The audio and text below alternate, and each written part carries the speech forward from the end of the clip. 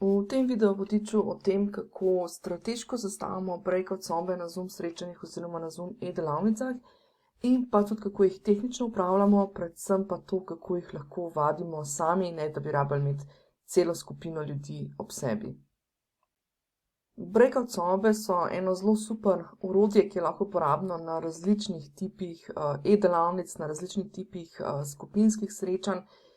Skratka, ni nujno zdaj, da gre samo za neka debatna srečanja, da bi lahko uporabili te breakout sobe praktično na delavnicah risanja, načrtovanja, tudi kuhanja, gibalnih delavnicah in pa seveda na kakršnih koli e-delavnicah oziroma e-srečanjih, kjer se srečujemo kot skupina, so seveda uporabne. Bom pa v nadaljevanju razdelala v bistvu nekaj primerov, kako jih uporabimo, glede na to, ali jih uporabljamo individualno, za individualno delo, za skupinsko delo ali za delo v paru. Čeprav se breakout sobe uporabljajo načeloma predvsem za skupinsko sodelovanje, pa za skupinske debate, se mi je v praksi izkazalo že kar nekajkrat nekaj primerov, ko pridejo v poštev tudi za individualno delo. Zdaj, recimo, ena takih situacij je, da imamo, recimo, e-delavnico, kjer se učimo, pisanja, lahko mogoče nekih marketinških besedil, pisanja promocijskih objav, pisanja, knjige ali karkoli. Lahko so tudi, kakšne risarske delavnice, recimo sama to uporabljam, ko načrtujemo, ko imamo delavnice, na katerih načrtujemo oziroma se učimo načrtovanja online programov in podobne zadeve. Skratka, kadarkoli delamo e-delavnice, kjer morajo ljudje nekaj delati, ali pa vaditi, ali pa da skupinsko to delamo, da je to nek skupinski coaching program in rabijo, nekaj več intimnosti oziroma ne intimnosti, ampak v zasebnosti v smislu nekaj več miru. Zdaj, če bi mi to delali recimo na terenu, bi recimo tako bi osebe šle pisati vsaka, v svoj kotiček, v svojem delu predavalnice recimo, ali pa bi sedeli mogoče za računalniki, pa bili tiho, pa potem recimo, ko bi nekdo nekaj rabil, pa bi dvignil roko pa poklical k sebi, inštruktorja, coacha, mentorja, kakorkoli že. Tukaj recimo v tem primeru se nam pa to zgodi, da zdaj, če mi to vsi skupaj pišemo, recimo, da smo skupaj v glavni sobi na Zoomu, pa ima potem eden vprašanje, se hitro zgodi, da v bistvu potem začneta izvajalec, to se pravi spletni edukator, pa udeleženec debatirati, komunicirati in s tem, zmoti ta ritem, oziroma zmoti, neko tisto ustvarjalni zagon ostalih. Tako da v tem primeru je lahko ena rešitev ali da udeležence pošljemo vse v svojo breakout sobo, torej da je praktično vsak zase in je inštruktor oziroma spletni edukator v glavni sobi, v katero potem posamezniki prihajajo po dodatna navodila, ali pa se spletni edukator sprehaja po teh sobah. Druga opcija pri individualnem delu je pa to, da smo lahko seveda še zmeraj vsi skupaj v glavni sobi, večkrat tudi zaradi tega tistega občutka, če smo vsi na kamerah, se vidimo, da dejansko vsi delamo, in v tem primeru ko nekdo potrebuje pomoč, neko bolj individualno pomoč, gre sta spletni edukator in udeleženec v individualno sobo. Skratka, imamo dva primera, ali pošljemo vse udeležence vsakega v svojo sobo, ali pa v bistvu, ko udeleženec potrebuje, ko posameznik potrebuje pomoč, da ga peljemo, da gremo skupaj z njim v privat sobo. Druga opcija, že mečkam bolj, spominja na skupinsko zadevo, je delo recimo ali pa neka debata v paru. Zdaj tukaj zelo v poštev pridejo razne vaje v paru, to se pravi kakršnekoli vaje, kjer mogoče recimo zrcalimo nekaj. Zdaj recimo en tak primer bi bil pri meni na e-delavnicah snemanja spletnih tečajev oziroma teh snemanja video vsebin.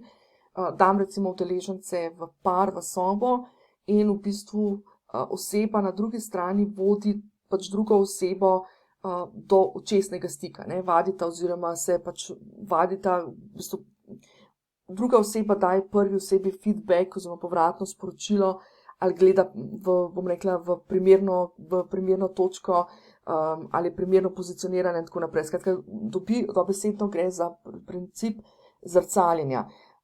Ta zrcaljenje, recimo tako zrcaljenje lahko upoštevamo oziroma lahko pride upoštevati tudi na e-delavnicah oziroma na delavnicah, nekih treningih, nekih komunikacijskih veščin, ne, kjer recimo je tudi pomembno, da damo feedback drugi osebi, kako je mogoče postavljena, kako hitro govori, kako, ne vem, kam gleda in vse te zadeve. To so lahko tudi razne gibalne delavnice, ne, kjer udeležencem damo vnaprej navodilo, rečemo, bodite pozorni na te in te zadeve in potem gresta recimo 2 udeleženca v paru vaditi na tak način, ne.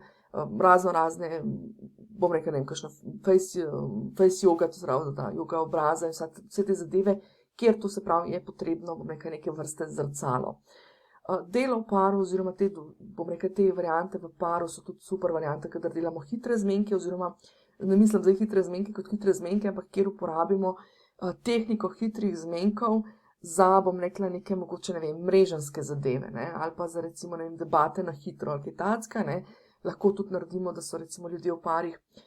Poleg tega pa kadarkoli želimo recimo med udeleženci, da mogoče izpostavijo neke zadeve, neke zadeve, ki so mogoče bolj intimne narave, pa da bojo bolj predebatirali med sabo, ne, zdaj spet ne mislim intimne, čisto bom rekla neke intimne v tem smislu, ampak intimne, da se recimo ne želijo izpostavljati, ne. Je lažje, dosti lažje, če damo udeležence najprej v par, pa potem v bistvu bom rekla, kot par prideta ven in povesta, ne vem, zadeve, ki sta jih recimo odkrila, da so mogoče, ne vem, neka tipična napaka, tipična situacija v zvezi z, ne vem, zadevo, o kateri debatiramo. Najbolj tipična situacija v breakout sobah so pa seveda skupinice oziroma pač neke skupinske debate, skupinske sodelovanja. Zdaj tukaj lahko pride v poštev od nekega skupinskega dela, ne, da dejansko damo ljudi, da delajo na nekem skupnem projektu. Jaz sama recimo na svojih delavnicah, kjer se učimo dizajniranja, torej oblikovanja online programov, dam udeležence, da skupaj ustvarijo en lasten program, to se pravi kot skupinica ustvarijo lasten program, kjer je super varianta, ker se ne zakvačkajo, ne zaštrikajo bom rekla, v neke lastne programe, ne, ampak delajo na nekem hipotetičnem primeru skupaj. Potem recimo primer so tudi, bom rekla, neke izmenjave izkušenj, da si ljudje malo povejo, kaj kdo od njih dela, v smislu dobre prakse recimo, ne, ker pač na teh delavnicah običajno imamo ljudi, ki so z nekim skupnim interesom, z nekimi skupnimi, ki že imajo nekaj predznanja in tako naprej, in je to super varianta recimo, da naredimo, da si lahko izmenjajo izkušnje in jih podelijo torej v manjši skupini. Tako kot sem že pri paru omenila, največja dodana vrednost, sploh pri teh, bom rekla, debatnih zadevah, je predvsem to, da se ljudje v manjših skupinah lažje odprejo. Ne, če mi na neki delavnici, na kateri imamo, ne vem, 15 ali pa 20 ljudi, pa da mi rečemo, ok, kdo bi pa zdaj podelil kakšno izkušnjo, se bojo večinoma najdel, ne vem, določen tip ljudi, ne, recimo običajno rečemo, da so ekstrovertirani oziroma tisti, ki so najbolj nagnjeni k temu, da so pripravljeni, bom rekla, jasno, na glas povedati zadeve, ne. Kakšni, ki pa mogoče, ne vem, se ne počutijo dobro ali pa moramo upoštevati tudi, da imamo različne ljudi v skupini, pa se mogoče nekateri ne želijo izpostavljati pred drugimi in podobno, ne.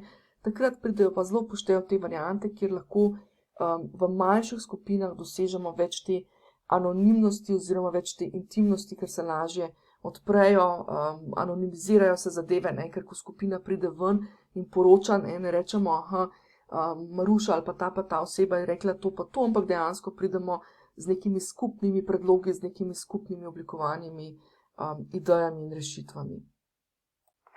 Torej, preden gremo v akcijo, samo 2 stvari, ki jih želim opozoriti. Prva stvar je to, da v bistvu breakout sobe lahko vadite, pa ne samo, da jih lahko vadite, ampak jih tudi dejansko morate vaditi. No, skratka, to je ena od stvari, na katero res vas opozarjam, no, da to ni ena stvar, ki pridete pa kliknete, pa boste kar znali, ker ima kar nekaj korakov, pa kar nekaj stvari, ki jih je treba pač najprej premisliti o njih, ne. Je to fino pač seveda, da te stvari vnaprej zvadimo. Jaz celo še priporočam, da vedno, tudi potem že, ko smo, ne vem, nekako rutinizirani v to, da pač obvladamo te breakout sobe, da se vseeno vedno pred delavnico oziroma pred srečanjem, na katerem planiramo breakout sobe, da si vzamemo mogoče tiste 2-3 minutke in gremo prej povaditi. In vadimo lahko tudi na brezplačnem planu.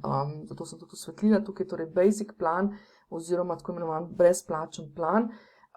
In pa tisto, kar je pa najpomembnejše, pa to, da vadimo lahko brez udeležencev. To se pravi, ne čakati, da boste imeli delavnico ali pa srečanje, pa potem takrat šele vaditi pa se igrati, ker vam bo prvič vas bo to, bom rekla, mečkam spravili v tremo, pa bom rekla, v neko živčno stanje, ne. Po drugi strani pa poberi tudi nekaj časa, nekaj dragocenega časa, ki so ga vaši udeleženci poklonili vam, oziroma ki so ga namenili delavnici, in zdaj, da se vi na sami delavnici učite to delati, je seveda nonsens oziroma nima smisla. Tako da v bistvu te zadeve lahko vadite vnaprej. Brez udeležencev vadite jih lahko na basic planu, tako da tudi tole, kar bomo v nadaljevanju delali, lahko tudi, če trenutno nimaš zakupljenega Zooma, lahko vadiš na brezplačnem planu. Rabiš pa za to, da lahko majčkeno lažje povadiš tudi določene zadeve, potrebuješ, predlagam, še telefon. To se pravi, ko bomo odpirali sobe pa se igrali s sobami pa te zadeve, je fino, da imamo vsaj enega udeleženca noter in ta udeleženec je lahko čisto enostavno naš telefon. Ne rabimo niti, da ima kamero preklopljeno, nič, samo pač aplikacijo, Zoom aplikacijo mora imeti nameščeno, zato da gre lahko noter v sobo. Druga stvar, ki pa jo želim, oziroma še tukaj mogoče pri prvi točki še, to se pravi pri tej vaji, pa pri tem, kateri plan imeti, seveda za skupinske delavnice, pa seveda priporočam, da imaš pro verzijo, to je tista verzija, jaz sem tukaj sicer dala screenshot letne licence, ampak seveda velja tudi za mesečno licenco. Skratka, tista licenca za, ne vem, dobrih 10 evrov na mesec, seveda popolnoma zadošča, ima Zoom in ima to varianto, da so mitingi lahko daljši od 40 minut, ne? Ker na basic planu oziroma na free planu imamo omejitev do 40 minut, zdaj običajno delavnice oziroma neka srečanja, sploh če so malo bolj tako interaktivna, v smislu pač, da imamo tudi neke breakout sobe in vse te zadeve, je 30 minut oziroma 40 minut kar zelo kratka doba. Tako da, to deluje na basic planu, to se pravi na free planu za vajo in na unem planu za dobrih 10 evrov na mesec za dejanske izvedbe. Druga stvar, ki pa želim opozoriti, pa to, da breakout sob oziroma samih breakout sobe so seveda orodje, ki nam omogoči pač aktivnost oziroma ki nas podpre pri aktivnosti in te aktivnosti pa res poudarjam, enako kot dizajniramo spletne tečaje, dizajniramo tudi e-delavnice. Skratka, treba je zadevo planirati vnaprej.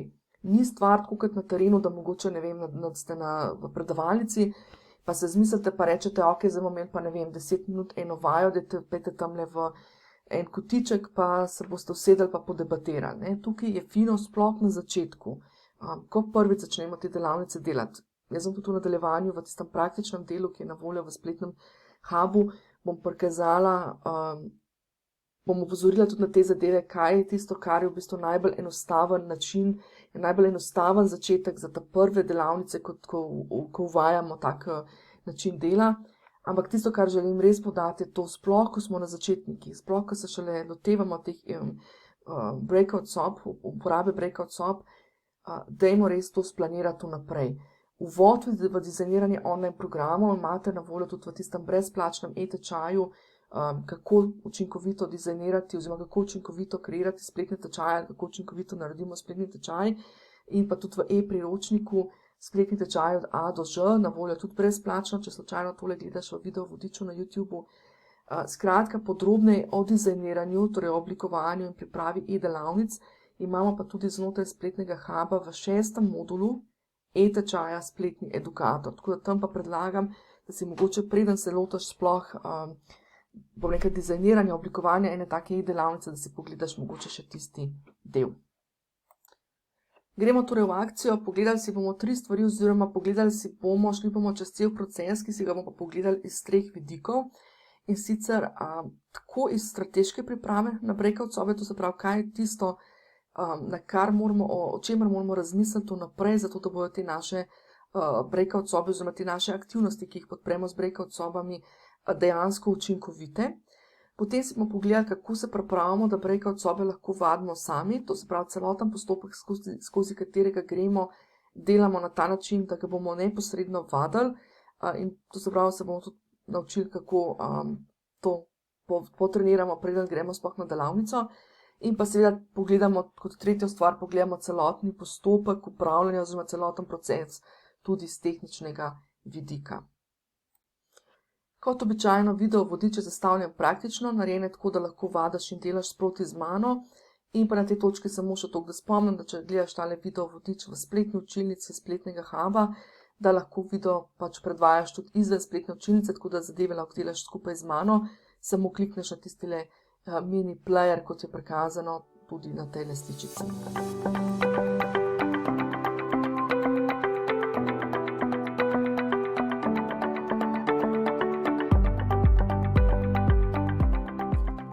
Takole, pa smo prišli do konca. Jaz upam, da ti je uspelo vse testirati. Če karkoli ne deluje tako, kot je bilo prikazano v temle video vodiču, če karkoli ni šlo, vabljen v pomenkovalnico, to se pravi v spletnem hubu za spletne edukatorje. Pri e-delavnicah pomagam tudi pri dizajniranju in pri vadbi 1 na 1, tako da če rabaš obliko, bom rekla, nimamo glih naredimo zate, ampak je v bistvu bolj neke vrste treninge delam. Drugače pa za zaključek, 3 stvari za popotnico. E-srečanja oziroma e-delavnice vedno dizajniramo vnaprej, kar pomeni, da vnaprej predvidimo, na kateri točki bomo imeli, ne vem, odprli breakout sobe, kaj se bo v teh breakout sobah dogajalo, napišemo mogoče kratka navodila, ki jih bomo prilepali v klepet in tako naprej, ne. To je ena stvar. Druga stvar je vaja. Dajte tole vaditi, tako kot smo mi zdaj vadili tukajle, lahko vadite tudi sami. Vadiš lahko tudi z nami na e-delavnicah v živo. Enkrat na mesec smo v živo, pač vsake toliko časa treniramo Zoom, tako da takrat lahko komot prideš, pa vadiš, da v bistvu dobiš to izkušnjo tudi skupaj z nami.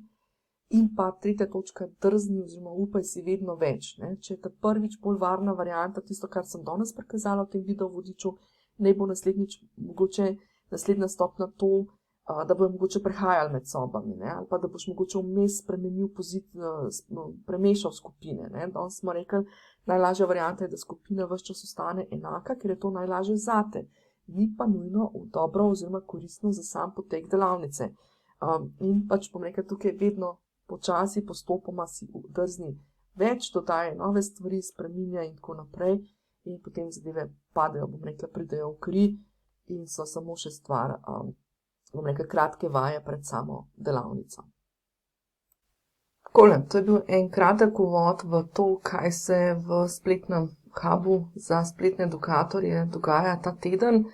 Torej, celotna video lekcija, celoten tak mini trening, tam nekje v obsegu pol ure, če se tudi lotaš zraven in preizkušaš zadeve, te torej čaka v članskem programu Spletni hub za spletne edukatorje, kjer v bistvu vsak teden posvetimo, bom rekla, pol ure ali pa recimo eno pedagoško uro na teden posvetimo eni majhni zadevi z področja spletnega poučevanja, to je od video lekcij, izgradnje spletnih tečajev, do zoomanja, do orodij z področja edo-marketinga in edo-biznisa, spletnega edo-marketinga in edo-biznisa in tudi spletnim učilnicam in različnim, bom rekla, orodjem in tehnikam, kako uspešno in učinkovito moderiramo online programe.